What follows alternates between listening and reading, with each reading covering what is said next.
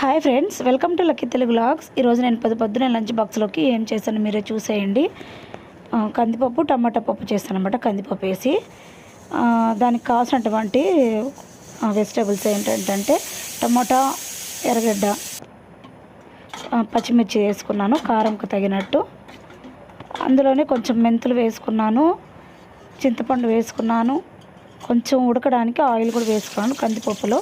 దాంతోపాటు వాటర్ పోసేసుకొని పసుపు వేసుకొని ఉడికించేసుకొని కొంచెం చల్లారాక ఉప్పు వేసుకొని ఎనిపేసుకున్నాను అనమాట. తిరగమాత పెట్టేసుకున్నాను. చిన్న ఉల్లిపాయ లేదా తెల్లగడ్డ మర్చిపోయాను, చూసుకోలేదు, అందువల్ల వేయలేదన్నమాట.